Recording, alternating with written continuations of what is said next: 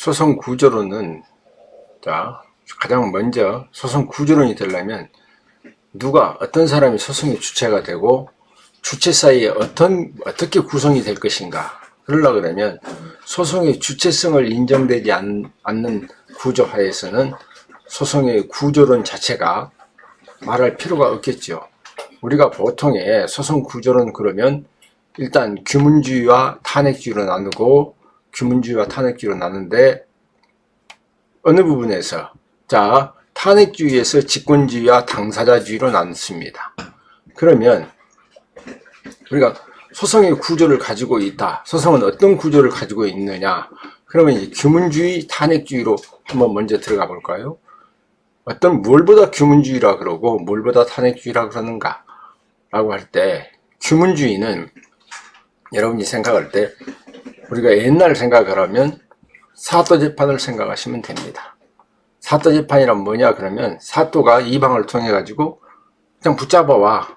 그러면 붙잡아 오라고 시킨 사람이 누구예요? 사또죠. 사또 자기가 그 사람 불러 가지고 자기 마음대로 서추기간 없이 바로 심의해 재판을 해서 네 죄를 네가 알렸다 하면 되는 거예요. 그래서 규문주의는 서추기간은 소추 없이 재판기관이 스스로 절차를 개시하여 심리 재판하는 주의다. 그러면 규문주의란 뭐냐? 그러면 간단히 말하면 소추기관이 없다는 얘기야. 그렇기 때문에 우리가 규문주의에서는 무슨 원칙이 적용되지 않느냐?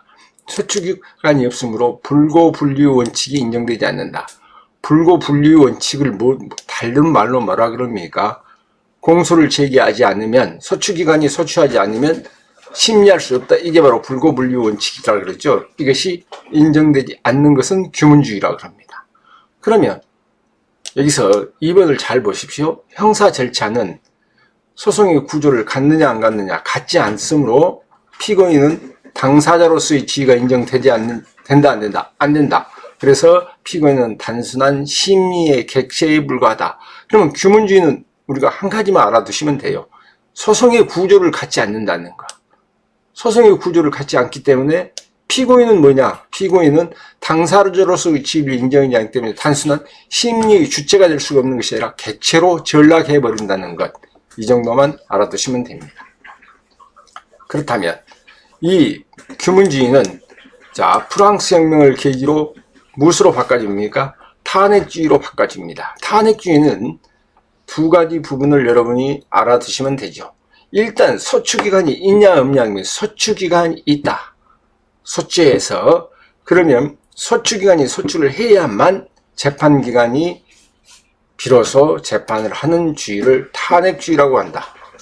그렇다면 이 탄핵주의는 소추기간에서 소추기간이 있기 때문에 무슨 원칙? 불고불리의 원칙이 적용되는 겁니다. 불고불리의 원칙이 적용되기 때문에 형사소송 절차는 소송의 구조를 갖는다는 게 이때야 바로 비로소 소송의 구조를 가진다.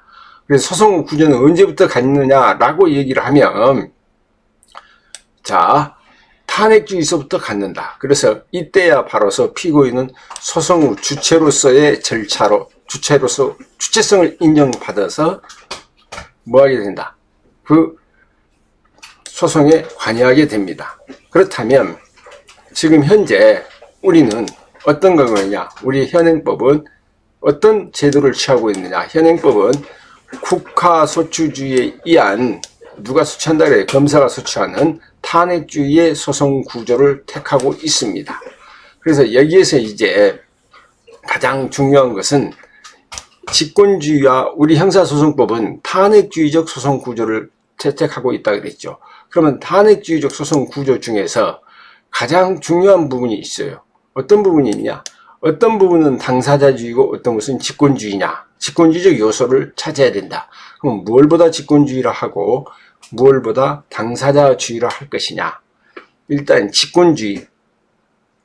자, 소송의 여기서부터 탄핵주의에서부터 소송의 주체성을 인정하는데 직권주의 하에서의 소송의 주도권은 누가 갖고 있다? 법원의 소송의 주도권을 인정하는 것이다.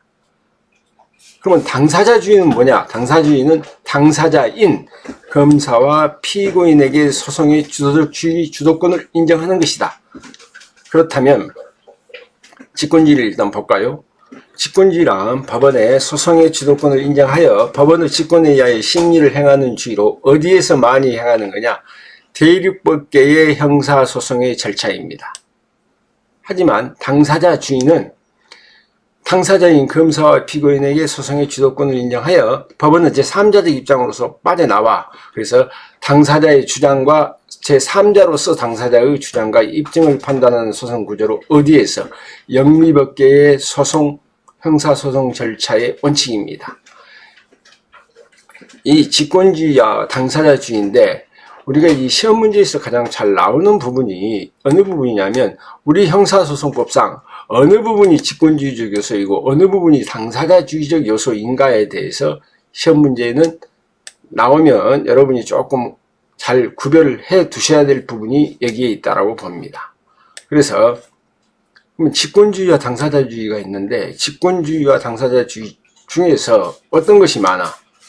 직권주의가 많아요? 당사자주의가 많아요? 당사자주의적 요소가 많습니다. 그렇다면 공부할 때 뭘 먼저 외우면 된다? 그렇다면 직권주의를 외우면 되겠죠. 그럼 직권주의에서 여러분이 봐두셔야 될 부분이 좀 있는 부분이 있어요. 어떤 부분이 있느냐? 말이 간단하게 말 조금 이상해가지고 혼동할 수 있는 부분. 제일 먼저 나오는 것이 자 공소장 변경을 요구한다라는 것, 공소장 변경 요구 제도가 있습니다. 그러면 공소장 변경 요구는 누가 하느냐 그러면 법관이 하는 겁니다. 그래서 직권주의적 요소예요. 그러나 공소장 변경 제도 하면 이 공소장 변경 제도는 검사가 공소장 변경을 할 수가 있어요. 그렇다면 요구는 법관이 하지만 공소장 변경은 검사가 하기 때문에 하나는 직권주의고 하나는 당사자주의입니다. 그래서 공소장 변경의 요구라는 말이 나오면 이것은 직권주의고 공소장 그냥 변경 제도 하면 당사자주의라는 것을 여러분이 꼭 알아두시기 바랍니다. 그 위의 것은 여러분이 이제 이론상으로 편하게 봐두시면 돼. 자, 어떤 부분이 있느냐 이론상으로 먼저 직권주의를 먼저 볼게요. 직권주의는 어떤 거냐? 직권주의에서 가만히 여러분이 여기서 봐두시면 공소장 변경 요구제도, 그 다음에 증거조사 신청에 대한 결정을 누가 해요? 법관이 합니다. 직권에 의한 증거조사. 직권이란 말이 나오면 당연히 직권조사고 우리가 가만히 생각하면 증거조사의 신청에 대한 결정을 누가 합니까? 법관이 하는 거 아닙니까? 그 다음에 법원이 나오거든. 일단 직권이란 말이 나오거나 법원이란 말이 나오면 전부가 다 직권주의적 요소입니다. 그래서 법원의 증인신문, 피고인에 대한 법원의 신문, 그 다음에 하나 여러분이 좀 알아두셔야 할 부분이 여기서 있는 것이 자유심증주의. 무엇보다 자유심증주의라고 하느냐? 자, 증거에 대해서 어떤 것을 믿을 것인가, 어떤 것을 배척할 것인가라는 것은 누구의 심정? 법관의 자유심증에 의한다. 이건 바로 그렇기 때문에 직권주의적 요소라고 합니다. 그러면 여러분이 직권주의적 요소는 이제 가장 중요한 공소장 변경 요구라는 말이 있을 때 그렇지 않으면 법관이라든가 무엇가 있으면 법원이라든가 직권이란 말이 있을 때는 전부가 다 직권주의적 요소입니다. 이걸 정확하게 안다면 그 다음에는 이제 여러분 당사자주의 요소로 와서 볼까요? 자, 공소장 변경에 의해서 자 공소장에 의한 공소장 여기까지만 나오면 무조건 공소장이란 말이 나오기만 한다면 이것은 원칙적으로는 무슨 소리다? 공소장은 누구 거다? 검사 거다라고 보면 돼. 그래서 공소장이란 말이 나올 때는 이건 공소장 나오면 당사자주의다. 공소장에 의한 심판 범위의 확정이라든가 공소장 변경 제도라든가 공소장 일본주의, 공소장이란 말이 나오기만 하면 뭐라 그래야 된다? 당사자주의적 요소라고 생각하면 됩니다. 그 다음에 증거조사편을 가서 증거조사에서 어떤 부분이 있는가 라는 걸 보죠. 자, 증거조사에 보면은 당사자의 증거 중에 당사자란 말이 나왔기 때문에 이건 당사자의 주의적 요소이다. 그 다음에 증인신문에서 교호신문제도 서로 교차에 가면서 신문한다. 그래서 검사와 피고인 쪽에서 신문한다. 그러면 이게 당사자주의적 요소이다. 당사자의 증거보전 신청권, 증거조사에 대한 이의신청, 이의신청은 누가 합니까? 당사자주의적 요소이하고 당사자가 하는 거죠. 증거조사에 대한 이의신청권, 전문법칙, 전에 들은 얘기는 믿지 말라. 이 전문법칙도 당사자주의적 요소입니다. 직접 나와서 얘기해라. 전에 들은 얘기 하지 말아라. 증거동의제도, 증거동의는 당사자만이 할 수가 있는 것이죠. 이것이 바로 무슨 요소이다? 당사자주의적 요소이다. 그 다음 마지막에 이제 기타. 공소장 부번호 송달. 공소장이란 말이 나오면 무조건 무슨 요소이다? 당사자주의적 요소이다. 자, 1회 공판기일 유예기간, 5일의 유예기간을 주는 것 당사자의 공격 방어를 보호하기 위한 것이다.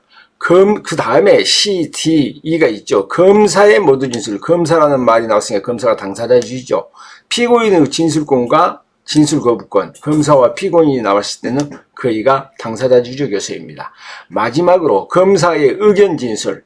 검사의 의견 진술 논고 같은 것이라든가 피고인의 최후 진술은 당사자주의적 요소입니다. 여기까지 해서 여러분이 소송의 구조를 배웠습니다. 그렇게 중요한 것은 아니지만 그런다 할지라도 그냥 무시하고 넘어갈 부분은 아니니까 반드시 여러분이 강의하면서 빨간 줄 쳐져 있는 부분까지는 여러분이 한번 훑어보시고 가시면 좋을 것입니다. 자, 여기서 소송 구조는 마치겠습니다.